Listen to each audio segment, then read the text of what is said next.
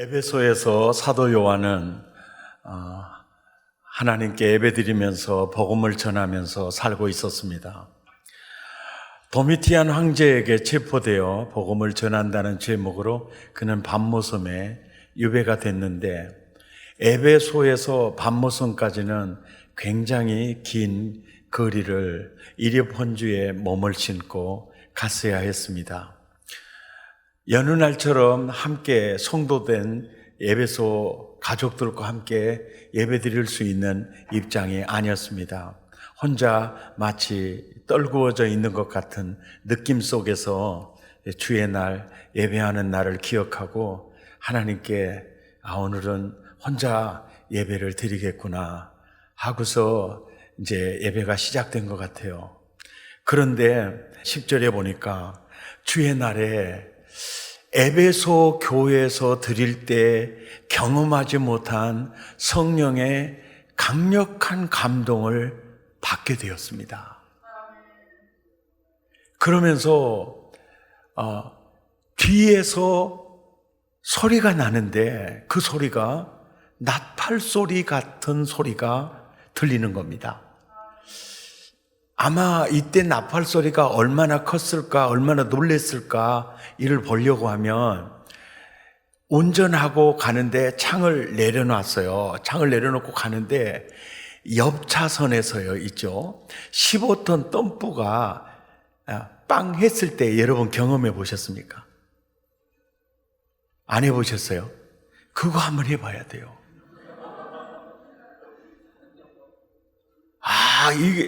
이 크락션 소리요. 진짜 깜짝 놀라는 거죠. 그러니까 주의 날에 성령의 감동이 되는데 이 굉장한 체험인데 갑자기 뒤에서 나팔 소리 같은 이 소리가 들리는데, 네가 보는 것을 두루마리에 써서 에베소, 서머나, 버가모, 두아디라, 사데, 빌라델피아, 라오디게아 등 그 7 교회에 이 편지를 네가 보는 걸 보내라는 거예요. 이 말씀을 설교 준비하면서 이렇게 묵상을 하는데요, 내 마음에 탁 치는 은혜가 뭐냐면 예수님은 교회에 희망을 두셨구나. 세상을 복되게 하는 공동체로서 교회에 희망을 두셨구나. 사실 세상에서 회자되고 있는 말들을 들어보면요, 교회가 세속화되었다, 교회가 기업화되었다, 또 교회가 귀족화되었다 막 비판을 합니다. 한 걸음 더 나아가 교회를 경시하는 경향이 있습니다. 교회를 무조건 정죄하는 경향도 있습니다. 세상 사람들의 경향에 대해 교인들도 거기에 편승해서 교회를 경시하는 이 태도를 보이는 이들이 있습니다. 물론 교회에 여러 가지 부정적인 요소가 분명히 있습니다. 초대교회부터요, 계시록 2장 3장에 나오는 교회도요, 온전한 교회는 2이라면 온전치 못한 교회는 5교회예요. 그러니까 온전한 교회보다 온전치 못한 교회가 주류를 이루고 있었어요. 이런 교회의 모습을 보면서 많은 분들이 그런 생각을 해요.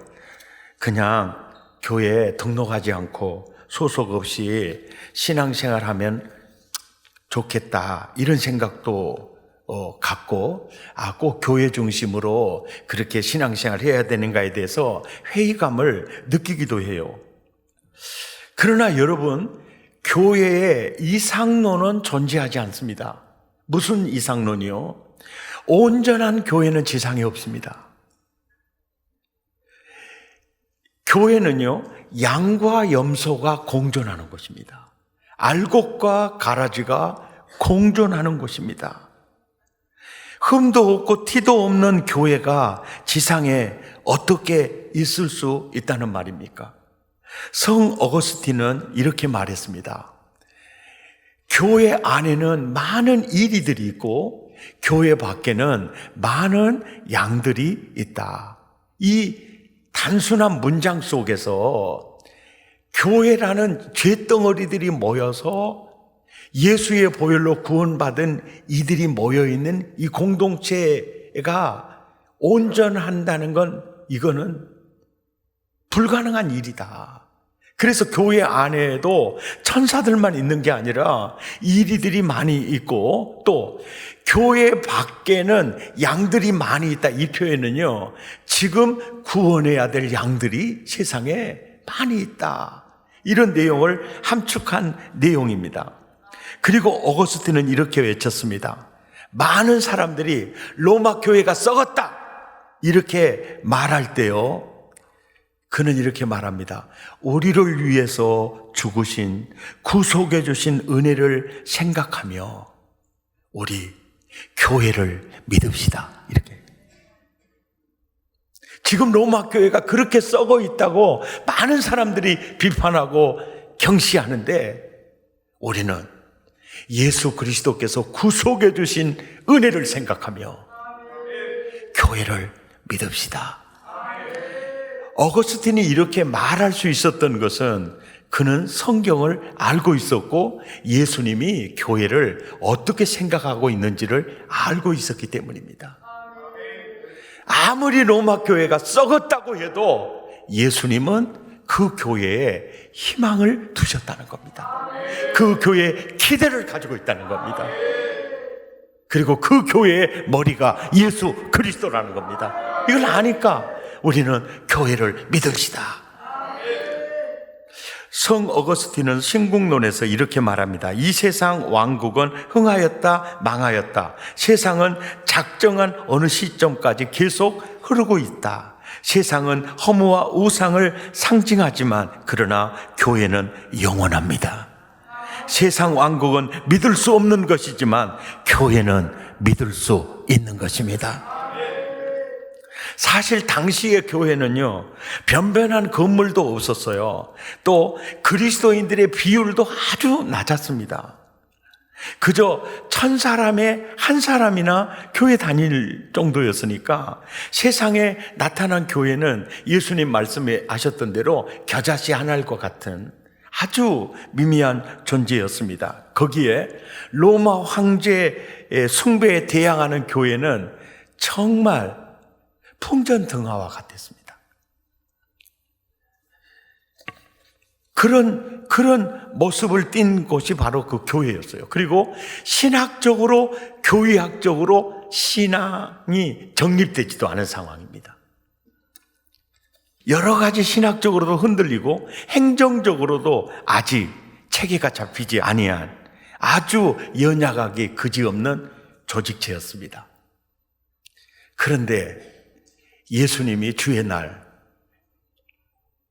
네가 본 것을 두루마리책에 써서 7교회에 보내라. 이 말을 보세요. 나는 교회를 믿어. 교회가 세상의 희망이야. 그리고 정말 변변한 건물도 없는 초대교회, 그저 로마 황제 앞에 벌벌 떨고 있는 지금 그 교회지만 이제 나팔소리 같은 큰 음성이 들리길래 사도 요한은 이 음성이 누구 음성일까? 12절에 몸을 돌이켜 나에게 말한 음성을 알아보려고 딱 돌이키는데 딱 보여주는 게 말하신 그분을 보여주기 전에 7 금초대를 보여주는 거예요. 그리고 20절에 가서 7 금초대는 7 교회다. 연약하기 정말 그지없고 약하게만 보이고 그냥 로마 황제의 박해 속에 허물어져 버릴 것 같은 교회인데 금초대를 막 보여주는 거예요. 그걸 봤을 때 사도 요한이 뭘 느꼈을까요? 금은 귀하죠. 금 가치가 있죠. 그런데요, 금하면 진짜 중요한 원리는요, 변하지 않는 영원성이에요.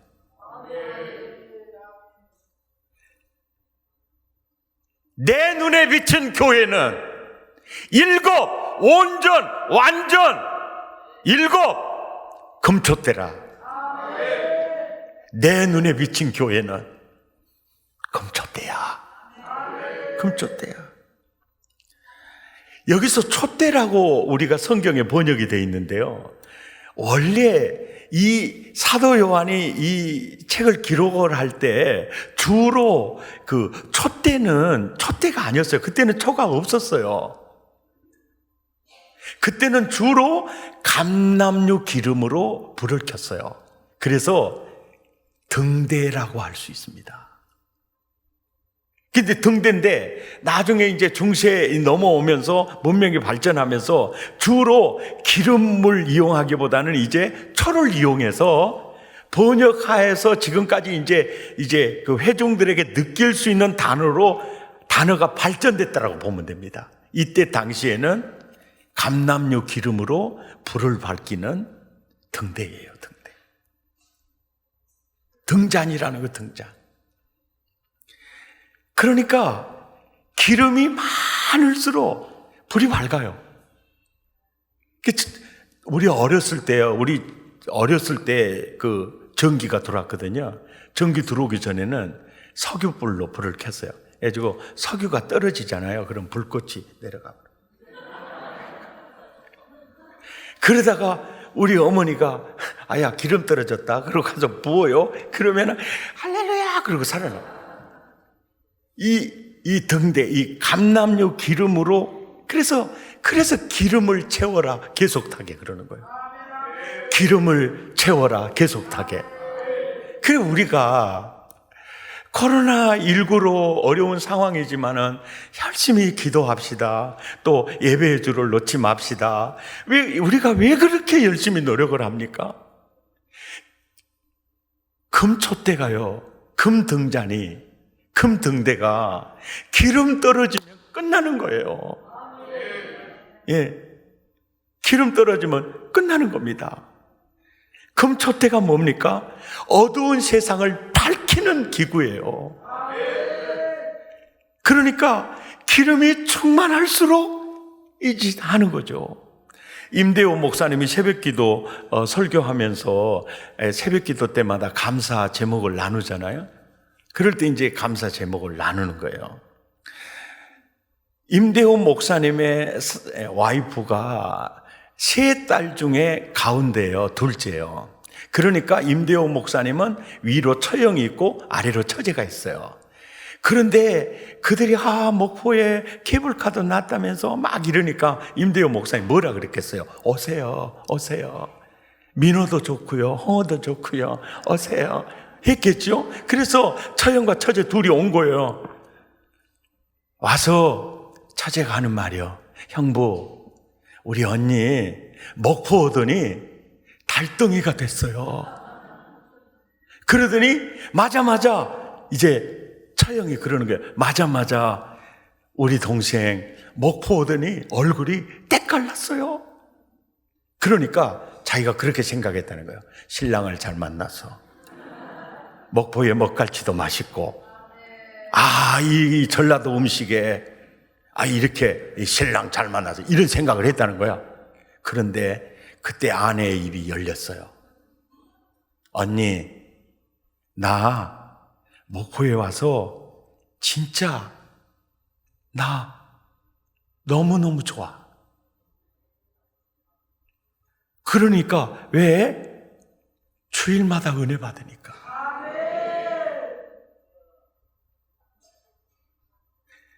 그 사모님 얘기만이 아니죠. 이 교회란 금초대예요. 아멘. 이 밝아지는 겁니다. 그런데 우리가 볼 때는 이렇게 봐요. 혹시 그리고 우리 교육자들이야 그러지 않겠지만은 요즘 그 많은 목사님들이요, 서울, 경기도에서 청빙을 하면은 이력서가 더 많이 쌓여요. 근데 부목사, 부교육자를 모시는데도 이렇게 지방에서 부교육자를 모시면은 이력서도 잘 안 들어와요. 사랑의 교회는 아주 예외로 들어오는 편인데요. 그런데 담임 목사를 청빙하기 위해서 저 시골 교회에서 이렇게 청빙을 하면 잘 안 와요. 그리고 모임 목사로서 지금 대리운전하는 분들이 많이 계세요.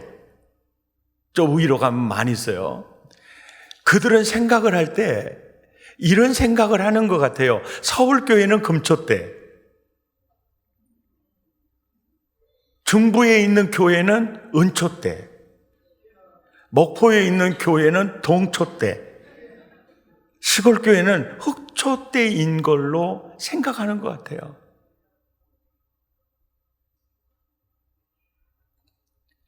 작은 교회, 초라하게 보이는 교회라도요, 주님을 사랑하고 주님을 예배하는 자들이 모인 교회는요, 주님이 그래요. 네가 금초대다 그러잖아요. 주님의 시각으로 네가 금초대다. 우리 동네에 2층 개척교회, 아주 연약한 교회, 어떤 경우에도 무시하지 마세요. 이 사랑의 교회가 연동에 있을 때 예배당을 짓고 있었어요. 그럴 때 목포의 유명한 기업의 전무가 출근을 하고 있었어요. 그리고 나는 작업복을 입고 일을 하고 있었어요. 그래서 저분은 어디 상무이사인지를 제가 알고 있어요. 뭘 짓소? 그래서 교회 지어요. 그랬더니 비웃더라고요. 여보시오, 그러면 술집 지으면 좋겠어? 아침에 출근한 사람이에요. 김구 선생은 경찰서 10개를 짓는 것보다 교회 하나 짓는 게 이 나라의 희망이라고 했어. 교회 짓는다고 하니까 비웃어요? 그 다음부터요, 그분은요, 교회 앞을 지나서 이제 가거든요. 교회를 못 봐. 반대편을 보고 하늘을 보고 일하고 가요. 그래서 근데 아주 그게 참 너무 마음이 아팠어요. 사랑의 가족 여러분, 그래도 우리 주변에 2층 교회라든지 연약한 교회, 또 시골 교회 목사님 항상 주님을 대하듯이요. 주님이 그렇게 봐요. 네가 금초대다. 예수님이 교회를 어떻게 보고 있느냐? 금초대로 보고 있는 거예요. 네가 금초대다. 지금 박해받고 핍박받고 이곳에 유배되어 온 네가 내 눈에는 금초대다. 여러분, 이걸 봤을 때 사도 요한이 얼마나 힘이 났겠습니까? 7교회, 7은요 완전 온전한 교회, 충만한 교회예요. 더 이상 부족함이 없는 교회입니다. 7 금초대도요 완전, 온전, 충만, 완전한 교회예요. 주님의 눈은 교회에 있습니다. 주님의 관심은 교회에 있었습니다.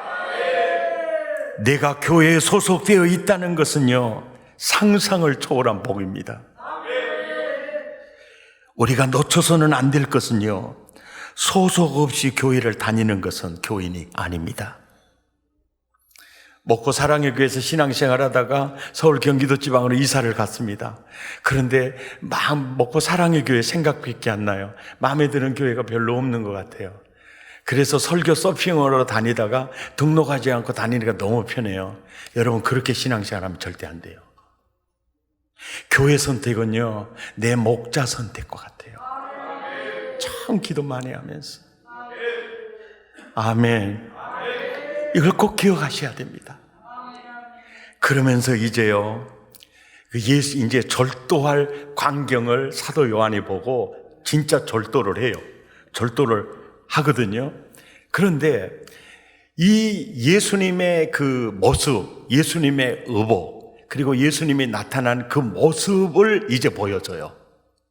금초대를 보여준 후에 네가 금초대라라는 메시지를 준 후에 이제 예수님의 모습을 계시하는데 이 모습을 보고 그대로 절도해 버려요. 자, 그 모습을 보기에 앞서서 우리가 그 모습을 더 잘 자세하게 이해하기 위해서 제가 몇 말씀 드릴게요. 제가 이 넥타이를 차고 양복을 이렇게 입고 이렇게 나타나면 목사님이 오늘 설교하실라나 보다라고 느껴지겠지요. 그런데 내가 모자를 쓰고 선글라스를 쓰고 캐주얼 차림으로 마당을 나가고 있으면은 우리 목사님 평화광장 산책 가는구나, 삼양철을 걸으실라나 평화광장을 걸으실라나, 딱 느낌이 의복에서 나타난 메시지가 뭡니까? 그냥 조깅하러 가는 거예요. 이게 의복이에요. 그러니까 의복을 보면, 그 나타난 모습을 보면 사역의 방향을 알 수가 있어요. 이제 보세요. 계시록에 계시된 지금 주님의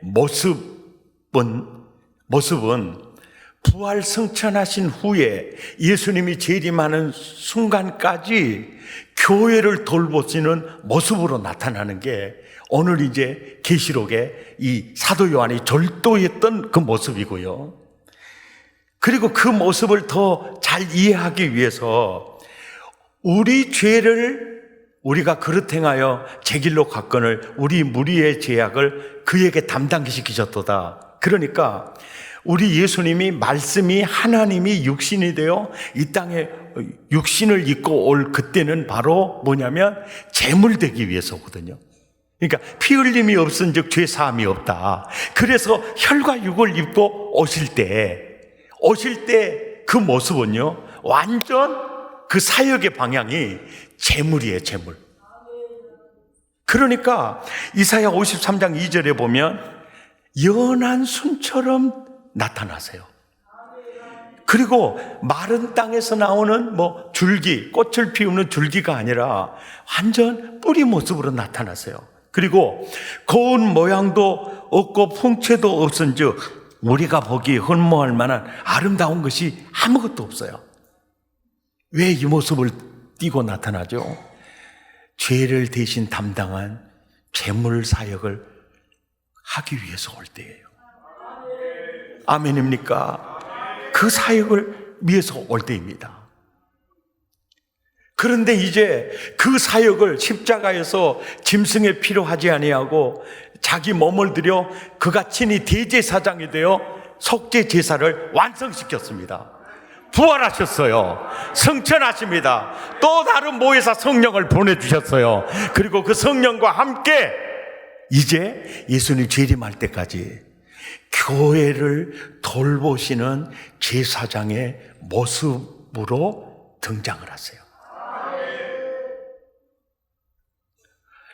13절에 인자 같은 이가 발에 끌리는 옷을 입고 가슴에 금띠를 띠었어요. 보십시오. 누가 생각이 납니까? 구약 시대에 발에 끌리는 옷을 입고 허리에 금띠를 차시는 분이 누구냐면 사도 요한은 금방 알아요. 대제사장의 모습이에요. 그가 친히 대제사장이 되어 짐승의 피로 하지 아니하고 자기 몸을 들여 제사를 완성했어요. 그리고 사역이 끝나는 게 아니에요. 여기 보세요. 발에 끌리는 옷을 입고 가슴에 금띠를 띠고 뭡니까? 의관을 갖췄어요. 대제사장의 의관을 갖췄어요. 여름에 더워도 넥타이 차고 양복을 입고 강단에서 설교하는 것은요, 그만큼 사랑의 교회 가족들을요, 왕의 아들로 이렇게 생각을 하는 거예요. 요즘 열린 예배 아무것이나 있고 하는 게 굉장히 선진화되어 있는 것 같고 굉장히 멋진 것 같지만 여러분, 의관을 갖춘다, 의복을 제대로 갖춰 있는다, 이것은요 상대방을 위해서 그래요. 자, 결혼식에요 작업복 입고 가려면 안 가는 게 낫습니다. 왜요? 헌주의 얼굴을 봐서요 의관을 갖추고 가는 겁니다. 그럼 무슨 얘기냐면, 이렇게 정장을 하고 이렇게 손님을 맞는다는 것은 나는 당신을 그렇게 귀한 분으로 여깁니다라는 뜻이에요. 지금 예수님이 그래요. 지금 초대교회는 핍박을 받고 있어요. 지금 요한은 밤모섬에 유배되어 왔어요. 얼마나 자신이 초라하게 보이겠어요? 그때 예수님이 그래요. 네가 금초대야. 그리고 금초대 사이로 일하시는 대제사장이 되시는 예수님이요 의복을 완전히 갖추고 나타난 거예요. 너는 나에게 있어서 이만큼 귀하단다. 아무렇게나 사역하지 않는 거예요. 그리고 14절에 보니까 그의 머리와 털의 희기가 흰 양털 같고 눈 같으며 그의 눈은 불꽃 같아요. 그러니까 머리와 머리털이 하얘요. 이것은요 다니엘서 7장 9절에요 옛부터 항상 계시니가 그의 옷을 희기가 눈 같고 머리털은 깨끗한 양털 같다, 이런 선지서들을 통해서요 이 모습을 딱 볼 때 이분이 주님이시구나 금방 아는 거예요. 그런데 왜 흰색일까? 왜 흰색일까? 요한계시록에서요 주로 귀한 자리에 혼인잔치에 흰 세마포 입고 가요. 그리고 예배할 때 흰 세마포 입고 가요. 흰 세마포를 입지 않으면 그 영광스러운 예배에 들어갈 수가 없어요. 그래서 이 흰색이란 굉장한 권위를 상징하고요 그리고 영원을 상징해요. 아멘. 그리고 보세요, 눈은 불꽃 같아요. 그리고 15절에 보니까 그분의 발을 이렇게 딱 봤더니 풀무불에 단련한 빛난 주석 같고요 그 음성은 많은 물소리와 같아요. 예. 그리고 그의 오른손에 7별이 딱 들려 있는 거예요. 그 얼굴이 있죠, 얼굴이. 해가 비치는데 아주 힘있게 비치는 것 같다, 이게. 해가 비치는데 희마리가 없이 비출 때도 있잖아요, 해가. 설교는 듣고 계시죠? 그런데 어떤 때는 그냥 해가 아주 힘있게 비치는 것 같잖아요. 이 모습을 보고 17절에 그대로 절도해버리는 거예요. 절도, 충격을 받아 쓰러져 죽어져 버린 것 같은 거예요. 경상도 말로 시커멓다 카이.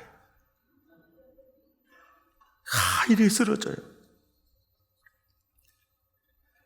여러분, 이 모습이요, 이 편지거든요. 굉장히 중요한 편지예요. 이 핵심 내용이 이거예요. 너희 대제사장 되신 예수 그리스도는 십자가의 구속 사역으로 사역이 끝난 것이 아니다. 부활 승천하셔서 다른 보혜사를 보내주면서 이제 교회를 돌보시는 사역을 내가 지금 발에 끌리는 옷을 입고 허리에 금띠를 띠고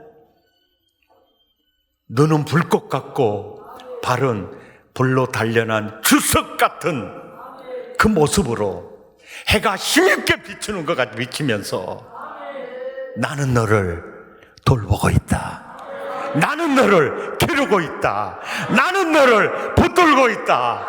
그러면서 그 모습을 딱 볼 때 사도 요한이 느낀 점, 로마 황제와 비교가 돼요, 안 돼요? 안 돼요. 와. 그러니까 여러분 성경 보세요. 마태복음 28장 20절에 볼지어다 내가 세상 끝날까지 내가 너희와 항상 함께 있으리라 그러셨죠. 아멘입니까? 지금 이 모습으로 있는 거예요. 이 모습으로. 이 모습으로.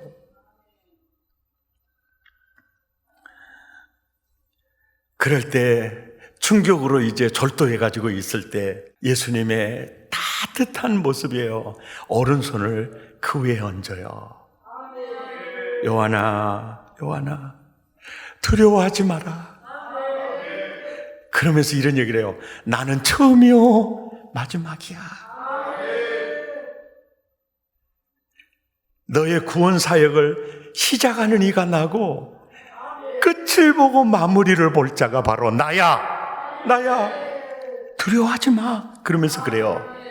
나는 살아있는 자라. 나는 살아있는 자라. 지금 이 모습으로 나는 살아있는 자라. 그러면서 나는 전에 죽었었지. 너의 죄를 대신 지고 십자가에 죽었었지. 볼지어다 이제 세세토록 살아있어. 세세토록 살아있어. 이 모습으로 나는 너를 돌볼 것이다. 그 메시지를 보여주는 거예요. 아멘입니까? 살아계신 주 나의 참된 소망 걱정 근심 전혀 없네. 사랑의 주네 갈 길 인도하니 내 모든 삶의 기쁨 늘 충만하네.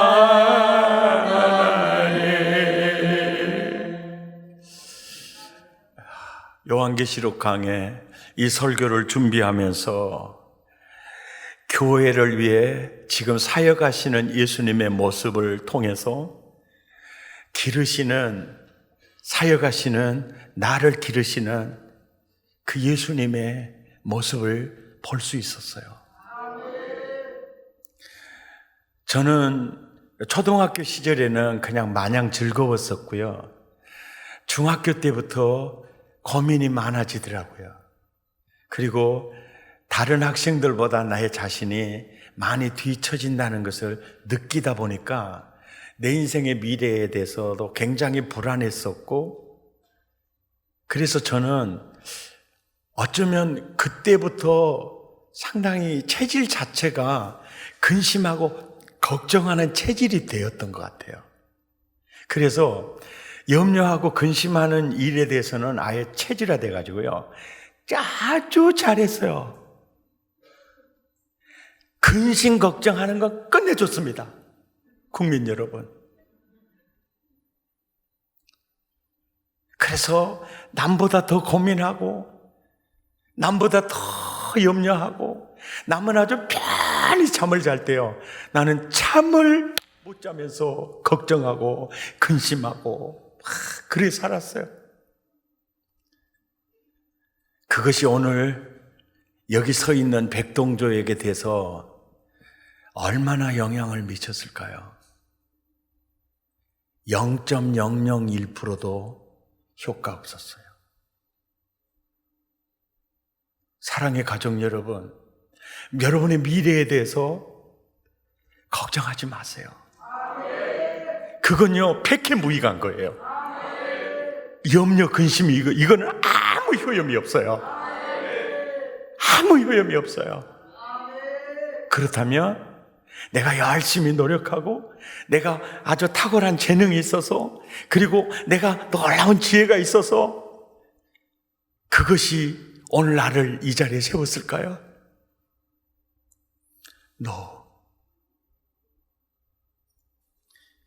오늘 이 자리에 나의 나 된 것은요, 지금 계시록에 사도 요한을 통해서 우리에게 보여주시는 발에 끌리는 옷을 입고 허리에 금띠를 띠고 불꽃 같은 눈으로 얼굴이 해가 힘있게 비치는 것처럼 비치면서 발이 얼마나 짱짱해요. 불로 단단한 주석같이 아주 든든하잖아요.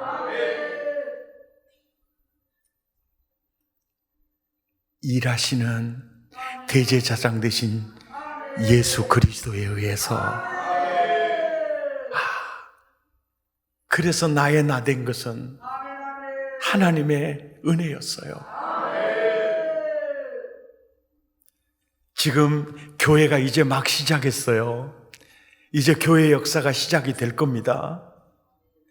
그리고 2000년이 지난 다음에 백동조라고 하는 한 교회를 딱 보고서 보니까 계시록의 이 약속이요, 나는 처음과 나중이며 나는 알파와 오메가요, 내가 살아있어, 1.1획도 틀린 말이 없어요. 정말 그분의 말씀은 구약의 말씀이나 복음서의 말씀이나 계시록의 말씀이나 한결같아요. 제가 깨달은 게 있어요. 근심 걱정은 아무 효과가 없다. 아무 효과가 없어요. 이걸 보여주면서 그러는 거예요. 내가 있어, 내가 있어. 어떤 모습으로요? 발에 끌리는 옷, 허리에 금띠, 이거 대제사장이에요.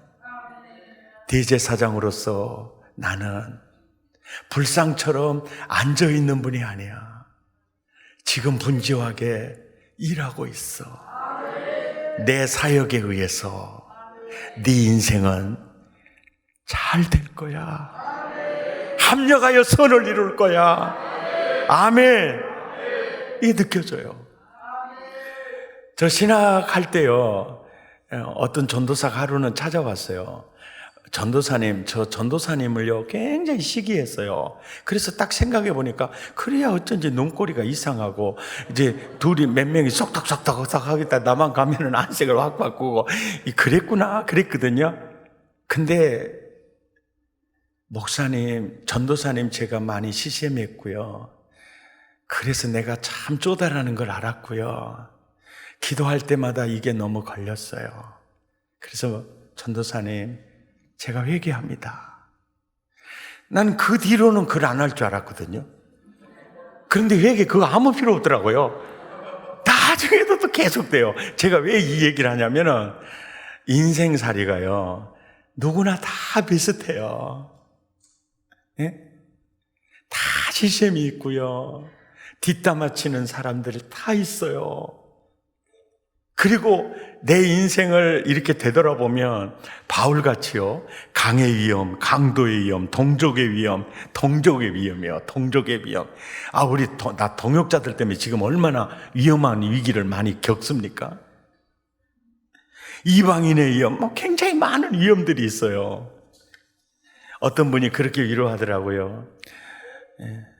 큰 나무가 바람을 많이 맞는다고 그래서 나보다 큰 나무라고 그러면서 위로하더라고요. 그래서 저 작은 나무인데도 힘들어 죽겠구만요. 네, 그랬거든요.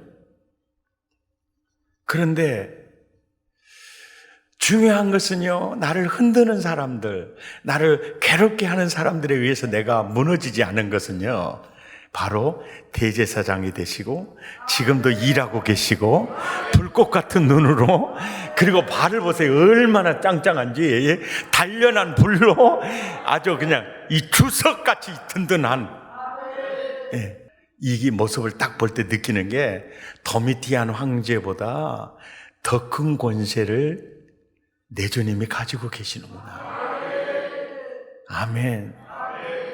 제비가 되지 않는 거예요.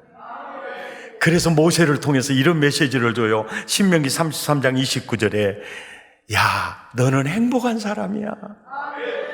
너같이 구원 얻은 백성이 어디 있니? 그러면서 그는 너를 돕는 방패시고 너를 영광스럽게 하기 위해서 네 앞서서 행하시는 칼이야. 네가 행복하지 않니? 아멘. 그리고 17절에 나는 처음이요 마지막이다. 이 모습이요, 이 모습이 요한계시록이요 22장까지 가요. 야, 교회를 섬기는, 교회를 돌보는 나의 이 모습은 새하늘과 새 땅이 임하는 그 순간까지 처음이고 마지막이라는 뜻이에요. 내가 완성해 간다. 그 뜻을 보여주고 있습니다. 그리고 밤모섬에 이제 유배되어 왔어요. 생명의 위협을 많이 느낄 거 아닙니까? 그러니까 사도 요한이 생각을 할 때 이제 내 생명은 도미티안 황제에게 있다, 이런 의식에 이제 젖어 있어요. 암으로 굉장히 통증 속에 시달리는 환자들은요, 자기 생명이 암에 달린 줄 알아요. 내 생명이 암에 달려있다, 이렇게 생각을 해요. 지금 유배에 온 사도 요한도요, 내 생명이 아마 로마 황제에게 있겠지, 이런 생각을 갖고 있으니까. 또 초대교회에 많은 핍박을 당하고 박해를 당하는 모든 이 초대교회 그리스도인들이요, 내 생명은 로마 황제에게 있어, 이런 생각을 가지고 있잖아요. 그러니까 주님이 그래요. 야, 사망과 음부의 열쇠 황제에게 있지 않아. 네 생명 내 손에 있다. 내 손에 있다는 거야. 주님이 허락지 않으면 그들은 나를 손댈 수가 없어요. 사망과 음부의 열쇠를 내가 가지고 있다. 나를 사랑하고 나를 위해서 사역하시는 그분의 손에 네 생명, 네 사망, 음부 내 손에 있다. 그때 얼마나 든든했겠어요. 산부인과 의사로 사역하시는 장로님, 수많은 산모에게서 태아가 태어날 때 수많은 탯줄을 자르는데 그 탯줄을 자를 때마다 드는 생각이요, 아이야, 천국 같은 어머니 모태에서 이제 탯줄을 잘라 정글 같은 세상으로 네가 태어나는구나. 항상 탯줄을 자를 때마다 생각나는 게 이제 모태에서 이제 정글 같은 세상으로 나오는구나. 교회 장로로서 장례, 임종예배, 입간예배, 발인예배를 참여하면서 산부인과 의사 스타일로 이제 생각이 되는 거예요. 우리 권사님 이제 세태에서 이제 가장 행복한 천국으로 들어가시는군요. 그 직업에 따라서 말이죠, 복음을 이해하는 게 너무 달라요. 이거 정확한 얘기거든요. 천국 같은 모태에서 탯줄을 자를 때요, 정글 같은 세상에 이제 등장을 하죠. 정글 같은 세상에서 씨름하며 살다가 주님이 부르는 그 순간에 세태에서요, 천국으로 들어가는 겁니다. 그 탯줄을 자르는 게 바로 죽음이에요. 이것이 성경적 죽음의 의미입니다. 아멘. 할렐루야. 우리는 찬송하면서 갈 수 있어요. 이 말씀 이제 결론을 맺습니다. 큰 나팔 소리 같은 음성이 들렸어요. 너는 이것을 두루마리에 써서 에베소, 버가모, 도아디라, 빌라델피아, 사대, 라오디게아에 편지로 보내라 하는데 그 음성이 굉장했어요. 그래서 이게 누구 음성이지? 하고 이렇게 싹 보는데 딱 보여주는 게요, 금초대였어요. 내 눈에 교회여, 너는 금초대야. 그리고 그 다음에 보여주는 게 금초대 사이로 거느시면서 사역하시는 대제사장이 되신 예수님의 모습이었어요. 그리고 주님이 그래요. 나는 처음이요 마지막이야. 나는 세세토록 살아있어. 할렐루야. 그리고 그 모습이 계시록 22장까지 가는 거예요. 이 메시지를 우리에게 주는 거예요. 이게 편지예요. 얼마나 위로가 되고 격려가 되고, 이 편지의 힘으로 우리는 승리할 수 있습니다. 이것을 너희에게 이루면 너희로 내 안에서 평안을 영원토록 누리게 하려 함이니라.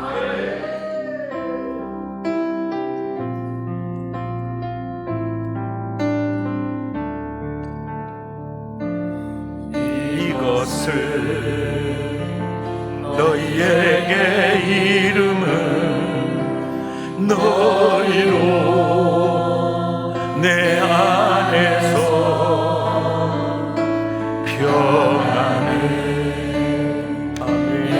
영원토록 누리게 하려 함이라. 이것을 너희에게 이름은 너희로 내 안에서 평안을 영원토록 누리게 하려 함이라. 세상에서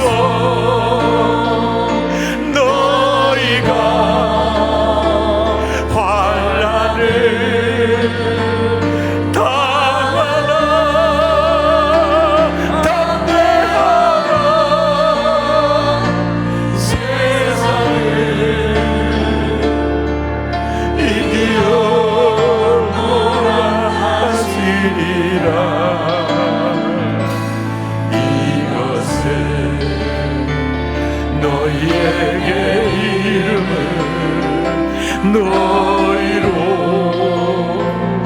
내 안에서 평안을 영원토록 누리게 하려 함이라. 세상에서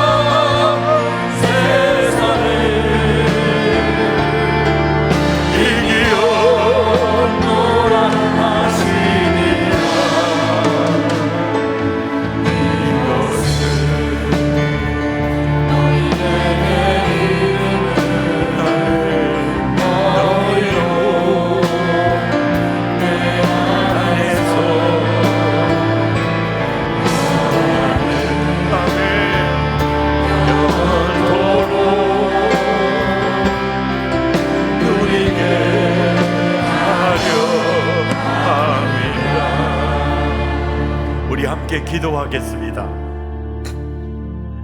초대교회 연약하기 그지없는, 신학적으로도 아직 정립되기도 않았고 행정적으로 조직적으로도 부실하고 변변한 건물 하나도 없이 로마와 대항해서 그 박해와 시름 속에서 있는 그 연약한 그 속에서 시달리는 교회와 교인들을 위해서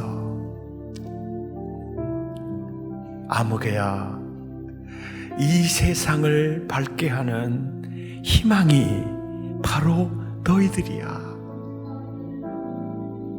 나는 교회에 희망을 걸었다. 네 눈에 비친 교회는 아름답지 못할 수도 있고 귀하게 보이지도 않을지 몰라도 내 눈에 비친 너는 금촛대야. 나는 너에게 희망을 걸었다. 나는 친히 대제사장이 되어 짐승에 필요하지 아니하고 내 몸을 들여 너의 속죄 제사를 골고다 언덕에서 완성했다. 그것으로 대제사장인 나의 사역이 끝나는 게 아니야. 또 다른 보혜사를 통해서 내가 예수 그리스도께서 이 땅에 종말이 올 때까지 내 사역은 멈추지 않아. 나는 처음이요 마지막이야. 세세토록 살아있어. 내가 교회를 돌보는 이 모습이 불꽃 같은 눈, 얼굴은 해가 힘있게 비추는 것 같고 내 발은 불로 연다는 주석 같고 내 입에는 양이 좌우에 검이 나오며 봐, 로마 황제와 비교가 안 되잖아. 사망과 음부의 열쇠도 내가 쥐고 있어. 암이 쥐고 있는 게 아니야. 진리를 알지니 진리가 너희를 자유케 하리라. 주여 오늘도 진리로 자유케 하옵시며. 하나님, 그렇게 초라하게 보이는데 내가 금촛대라니요. 아니야. 내 눈에 너는 금촛대야. 이 말씀, 변하지 않는 우리에게 보낸 편지, 약속, 이 말씀으로 승리하십시다. 주님이 주신 말씀 부여잡고 마음을 토하고 입술을 열어 함께 기도하겠습니다. 고마우신 하나님, 힘겨운 인생을 살아가는 우리들에게도 가장 내 모습이 초라하게 느껴져서 짜증날 때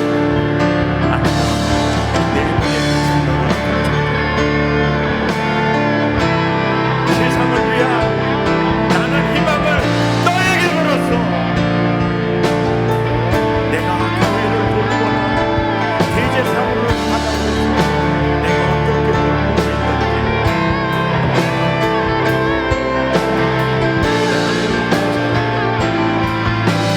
너를 구원하시니까, 너를 돌보시니까 정말 나중에 세세토록 살아있어. 입에 좌우의 검이 나오지 로마 황제의 권세와 능력과는 비교가 안 돼.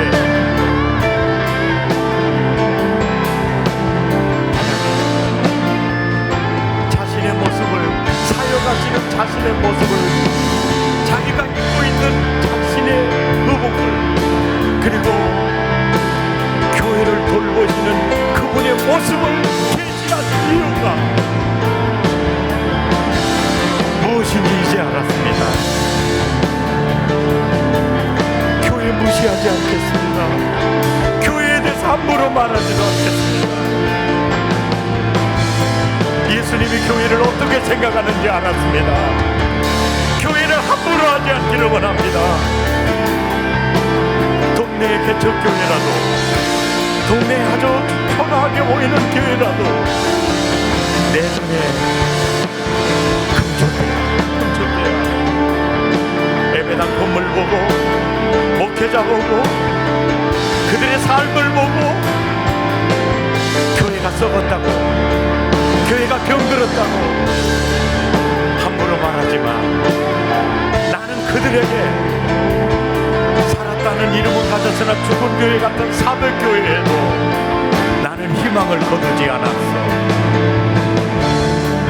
책망 듣는 라오디게아 교회에게도 나는 희망을 거두지 않았어. 내 눈에 비친 교회는 금천대야, 금천대야. 내 눈에 비친